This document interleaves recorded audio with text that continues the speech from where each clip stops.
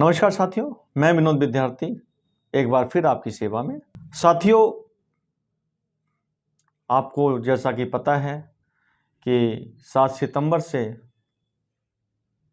कांग्रेस सांसद राहुल गांधी भारत जोड़ो यात्रा निकाल रहे हैं और ये कन्याकुमारी से शुरू हुई थी 7 सितंबर को, और उसके बाद अभी क्रिसमस से एक दिन पहले 24 दिसंबर को यह यात्रा दिल्ली में प्रवेश की।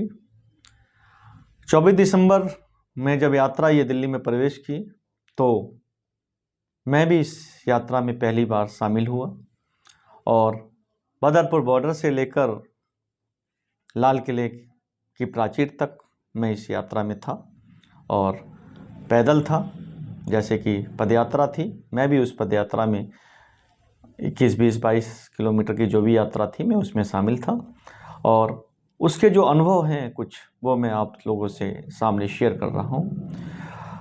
अनुभव यह है कि 6:30 बजे जब यात्रा शुरू हुई तो बड़ी संख्या में लोग वहाँ पर पहुँचे हुए थे और बहुत दूर दूर से लोग आए हुए थे। रात को कोई 2 बजे पहुँचा, कोई 3 बजे पहुँचा, कोई 4 बजे पहुँचा और इस तरह से बड़ी संख्या में लोग वहाँ पर इकट्ठे हुए थे, एक साथ हुए थे। और उसके बाद जब ये 6:30 बजे यात्रा चली तो हौसला और जुनून सिर्फ राहुल गांधी में नहीं, बल्कि मुझे लगता है कि राहुल गांधी से कहीं ज़्यादा हौसला और जुनून उन हजारों की संख्या में जो लोग इकट्ठे हुए थे उनमें था। खैर, यात्रा आगे बढ़ी, यात्रा के साथ साथ हम भी आगे बढ़े और पड़ाव दर पड़ाव ये यात्रा आगे बढ़ती गई। इस यात्रा में हमने देखा कि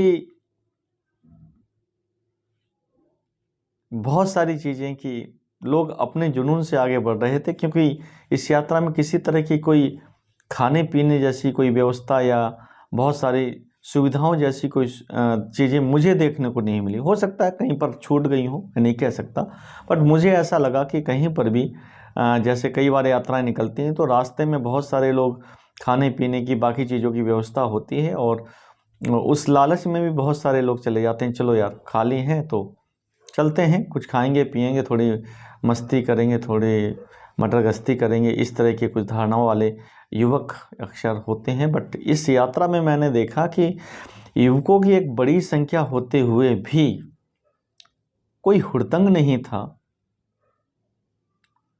ये बड़ी बात है, एक अनुशासित यात्रा की तरह ये यात्रा चल रही थी और इतने युवा थे इसके अंदर, काउंटेबल नहीं थे वो।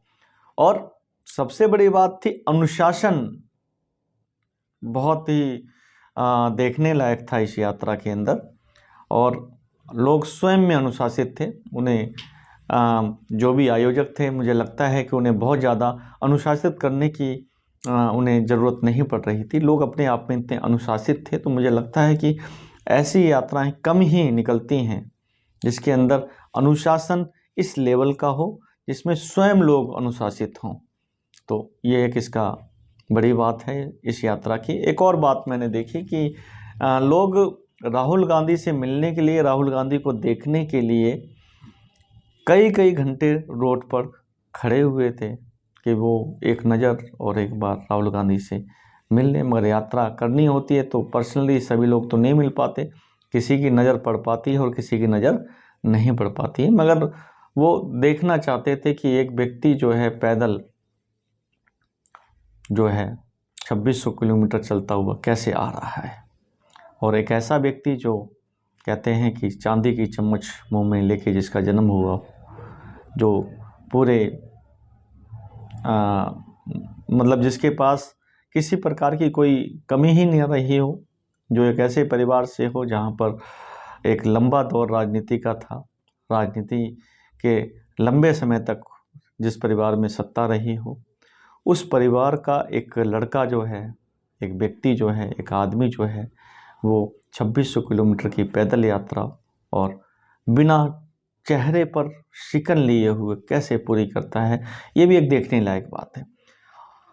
राहुल गांधी की जो एनर्जी है यहाँ पर, वो वास्तव में मुझे लगता है कि बहुत ही एनर्जिक है और कहीं से लगता ही नहीं है कि वो 2600 किलोमीटर चलते हुए आ रहे हैं और थके हुए हैं, या किसी तरह के उनके अंदर कोई थकावट के निशान भी नज़र नहीं आते। तो मुझे लगता है कि शायद लोगों का जो जुनून है, लोगों का जो हौसला है, वो राहुल गांधी को थकने नहीं दे रहा है, और उनके जो साथी भारत यात्री हैं उन्हें भी नहीं थकने दे रहा है।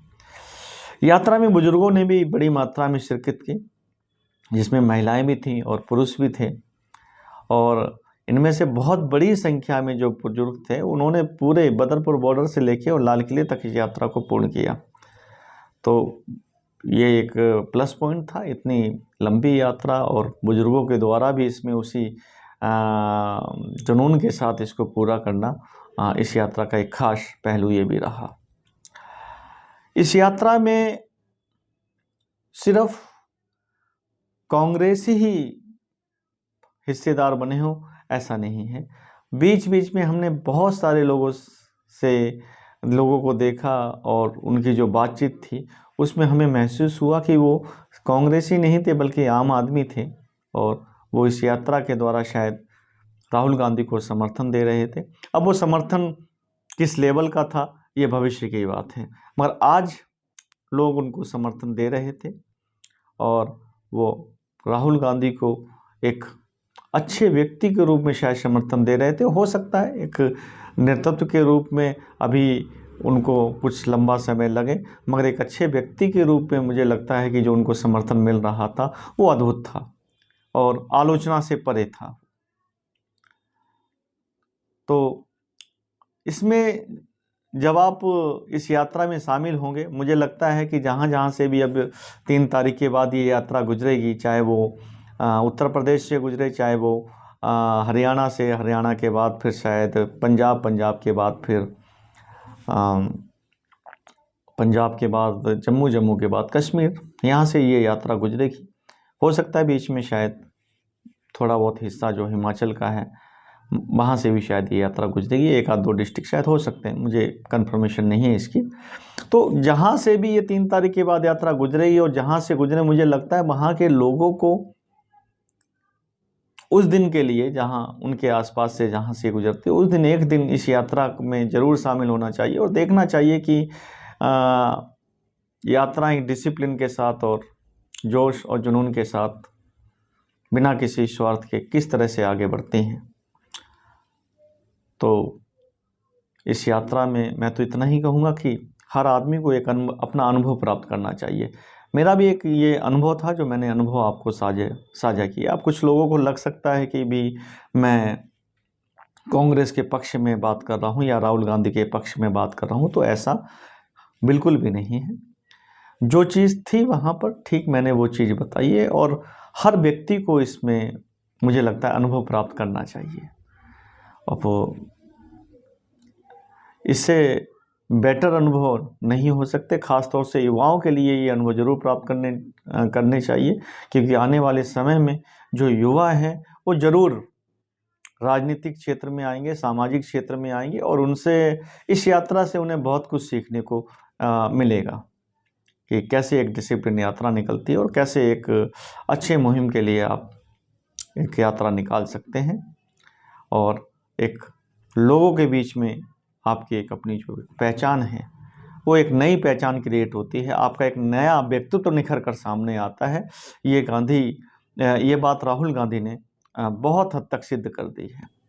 और आज वास्तव में कभी कांग्रेस डिफेंडर हुआ करती थी, मगर आज वो डिफेंडर नहीं है, आज सत्ता पक्ष जो है वो डिफेंसिव मुद्रा में आ गया है।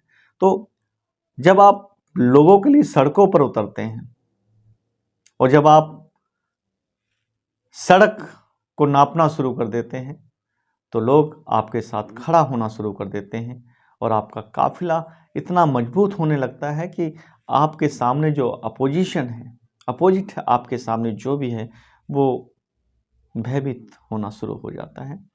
भयभीत का मतलब है राजनीतिक रूप से भयभीत, सामाजिक रूप से भयभीत। भयभीत का मतलब यहाँ किसी तरह की वायलेंस से नहीं है। और जब आपको समर्थन मिलता है तो श्योर है कि वो समर्थन जो है लोकतंत्र में बड़ा महत्वपूर्ण होता है। तो मैं तो यही कहूँगा कि हर वह व्यक्ति जहाँ से ये यात्रा गुजर रही है उसमें एक अनुभव प्राप्त करना चाहिए। खास तौर से नौजवानों को जरूर ये अनुभव प्राप्त करने चाहिए। भारत जोड़ो यात्रा की ये कुछ चीज़ें थी जो मैंने आपको बताई हैं। इसके अलावा कुछ फुटेज मैंने ली थी लोगों से, कुछ कांग्रेसियों से भी बातचीत हुई और कुछ गैर कांग्रेसी जो लोग थे उनसे भी बातचीत हुई। वो उस फुटेज के साथ बाकी चीज़ें मैं आपको नेक्स्ट में शेयर करूँगा। जब तक के लिए आप सभी का धन्यवाद। अगर आपको लगता है कि कुछ अच्छी जानकारी है तो आप इसको लाइक कर सकते हैं, सब्सक्राइब कर सकते हैं, शेयर कर सकते हैं और कमेंट कर सकते हैं। आलोचना के साथ, आलोचना रहित, ये आपका अधिकार है। धन्यवाद। फिर मिलेंगे। नमस्कार।